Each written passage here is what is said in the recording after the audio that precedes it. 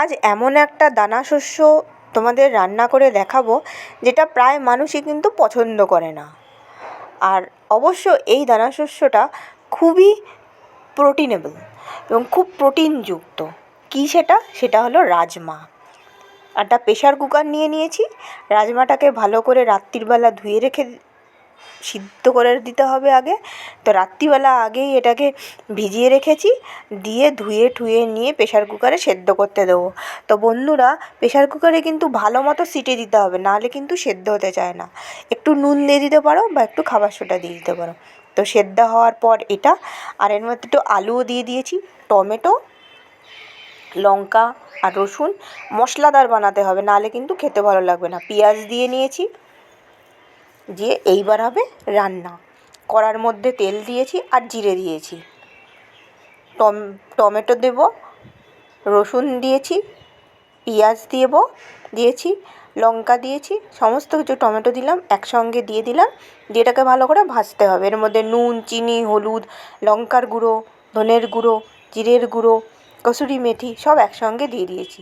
দিয়ে ভালো করে এটাকে ভাজতে হবে। যত সুন্দর ভাজবে তরকারির টেস্ট কিন্তু তত সুন্দর হবে। আগেই বলেছি, বেশি মশলা না দিলে রাজমা কিন্তু ভালো লাগবে না। সেই জন্য অবশ্যই এটাকে বেশি মশলা দেবে। একটু দই দিতে পারো, যদিও আমি দিইনি। আর আলুগুলো এরকম লাল লাল, কারণ একসঙ্গে রাজমার সঙ্গে সিদ্ধ করা হয়েছে, ওই জন্য এরকম লাল লাল। তো 4টে আলুর পিস খণ্ড দিয়ে দিলাম, দিয়ে এটাকে ভালো করে নাড়াতে হবে, যাতে কষিয়ে নিতে হবে। অ্যাকচুয়ালি বলা হলো কষানো।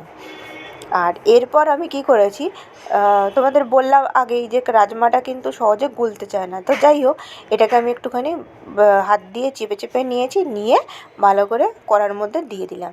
দিয়ে এটাকে ভালো করে চাড়াতে হবে, মানে কষাতে হবে। যত বেশি কষাবে তরকারির টেস্ট তত সুন্দর হবে। আর এই তরকারিটা কিন্তু মাখো মাখো হবে। তোমরা ঝোল যারা পছন্দ করো তারা কিন্তু ঝোল ঝোলও করতে পারো, কিন্তু আমি মাখো মাখো করবো। তো দেখতেই পাচ্ছ কত সুন্দর হয়েছে।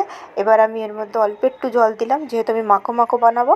ফুটার পরই এটা দেখো, আমি এর মধ্যে পেঁয়াজ দিয়ে দিলাম, ধনেপাতা দিয়ে দিলাম, টমেটো কুচি দিয়ে দেবো। তোমরা ভুজিয়াও দিতে পারো। অসাধারণ খেতে লাগে, রুটি বা ভাতের সঙ্গে খেতে দারুণ লাগে।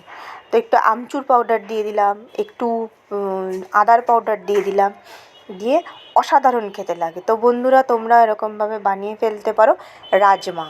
তো তৈরি হয়ে গেল আজকের রেসিপি রাজমা।